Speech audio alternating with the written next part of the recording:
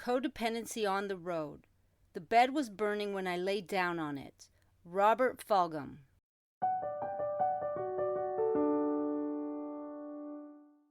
(1996). In Darwin, we made our first big purchase, a 20-year-old Holden, an iconic Australian car. This four-door sedan was known for its durability in the harsh outback. We bought second-hand camping equipment from other travelers and set off with our trusty car on an ambitious road trip from Darwin to Cairns. And we were ready to explore the rugged beauty of the Australian wilderness. Our first stop was Kakadu National Park, a vast expanse of wetlands, rivers, and escarpments. We set up camp and quickly learned that the Australian outback came with its own set of challenges, particularly the mosquitoes. These weren't just any mosquitoes. They were the largest I had ever seen, capable of biting through cheap vinyl stools and our jeans together. Despite our attempts to find comforts, every evening was a battle against these relentless pests. I made sure to finish dinner and have everything cleaned up by 4 o'clock so that I could take refuge in the tent before they came out at dusk, while Mark preferred to remain outside and kill the mosquitoes until dark. I was relieved to leave Kakadu and get back on the road, where we encountered wild wallabies, possums, and kangaroos. Watching these animals in their natural habitat, hopping through the bush or foraging at dusk, their presence was what made the trip worthwhile and a reminder of the raw and untamed beauty of this land. After weeks on the road exploring the outback, we arrived in Cairns and quickly found work in the local dive shops.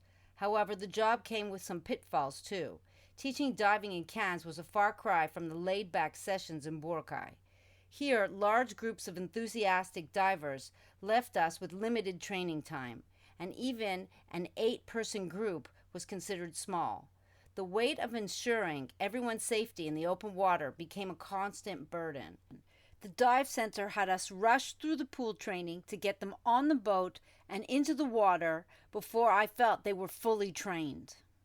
One day during an open water dive, I spotted a camouflaged wobbegong shark. I was so excited and wanted to point it out to my students.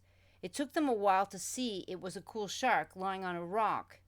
And in all the hoopla, one student's buoyancy control failed, causing her to ascend to the surface. When I only counted 7 students, panic gripped me. I knew that rapid ascents could lead to serious dangers, such as air embolisms, and there was also the risk of losing sight of the boat in strong surface currents. I found my student looking down at us from the surface, and I signaled for her to join us, and we continued on together as a group. From that point on, I took more time to emphasize the critical need for my students to control their buoyancy and stay aware of their surroundings. The open sea, though breathtakingly beautiful, demands constant vigilance to avoid the hazards that come with it.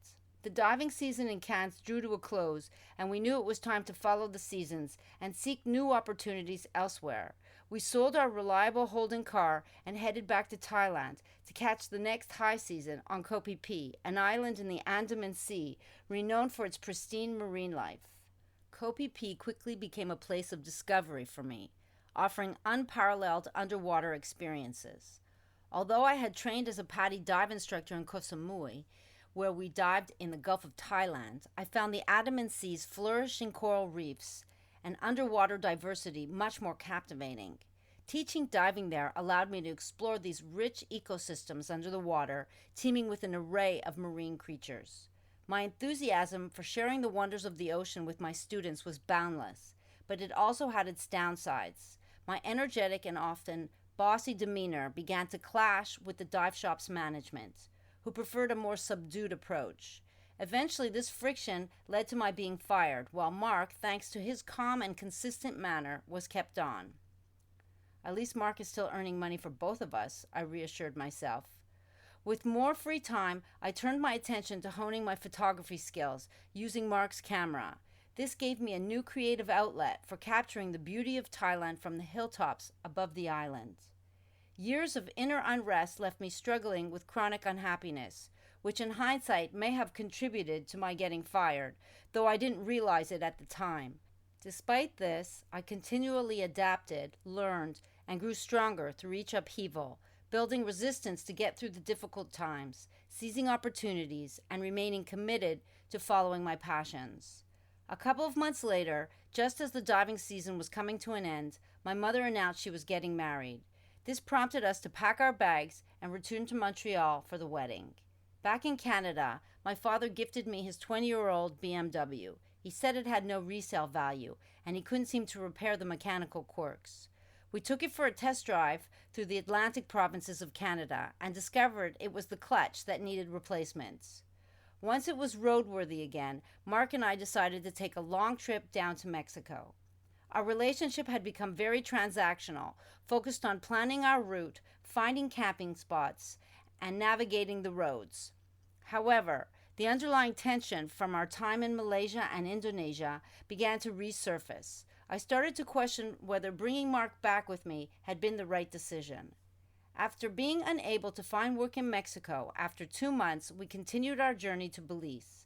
Here, the hurdles between us grew more pronounced. I was troubled by Mark's views on race, particularly in a place with such a dark-skinned population.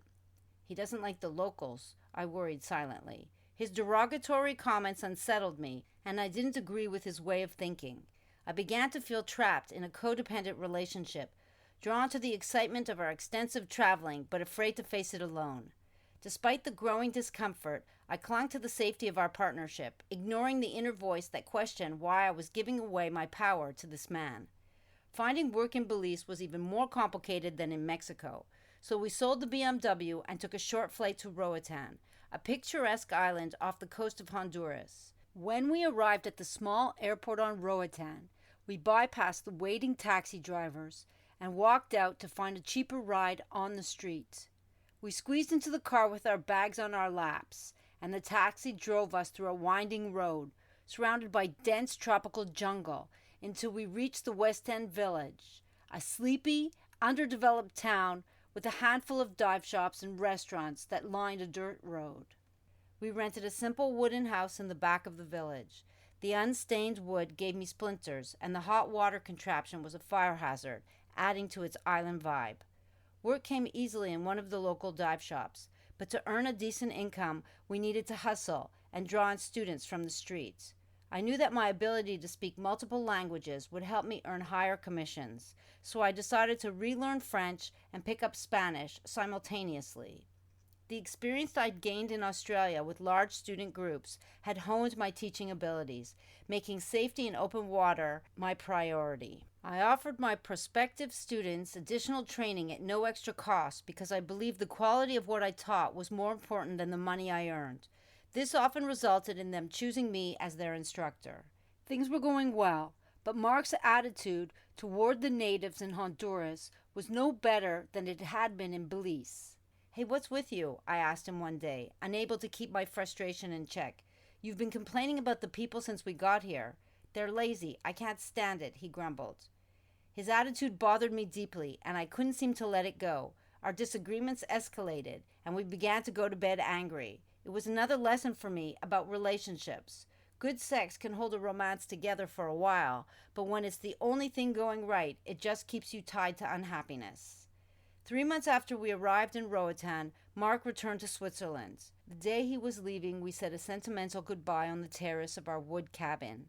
Then I watched him descend the stairs with his belongings, feeling a mix of sadness, relief, and worry. Mark's departure left me questioning my ability to manage my life on my own. But in reality, Mark never truly alleviated my discomforts. His presence only provided a false sense of security.